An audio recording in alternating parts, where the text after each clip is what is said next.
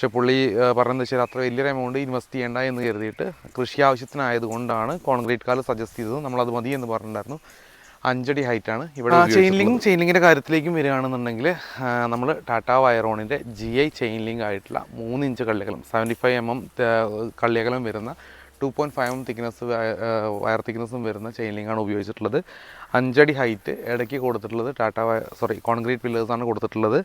അതുപോലെ തന്നെ 1.5 അടി മണ്ണിനടിയിലോട്ട് കുഴിയെടുത്ത് നന്നായിട്ട് മണ്ണെല്ലാം ഇട്ട് ഉറപ്പിച്ചിട്ട് അതിൻ്റെ മുകളിലാണ് നെറ്റ് കെട്ടിയത്. 3 ലൈൻ പ്ലെയിൻ കമ്പി കൊടുത്തു. അത് 12 gauge തന്നെ കൊടുത്തത്. നമ്മുടെ മിക്കവാറും കസ്റ്റമേഴ്സ് അല്ല എൻക്വയറി വരുന്ന സമയത്ത് ചോദിക്കുന്നൊരു കാര്യമുണ്ട്, 12 ഗേജിന് പകരം 10 ഗേജ് ഉപയോഗിച്ചൂടെ എന്നുള്ളത്. ഈ ഇടയ്ക്ക് ലൈൻ വയർ കൊടുക്കുന്നത് അതിന് നമ്മൾ ഉപയോഗിക്കാത്തതിന് കാരണം എന്ന് വെച്ചാൽ പ്രൈസിങ്ങിലൊന്നും വലിയ വ്യത്യാസം വരില്ല. പക്ഷെ അത് ടൈറ്റ് ചെയ്യുന്ന സ്ട്രെച്ച് ചെയ്യുന്ന സമയത്ത് നമുക്ക് 12 ഗേജ് സ്ട്രെച്ച് ആവുന്നത് പോലെ 10 ഗേജ് ആവില്ല. അപ്പോൾ കുറച്ച് വളഞ്ഞ് തിരിഞ്ഞാൽ നിൽക്കുക, അപ്പോൾ കാണാൻ വൃത്തിയുണ്ടാവില്ല, നമ്മൾ പർപ്പസ് നടക്കുകയും ചെയ്യില്ല.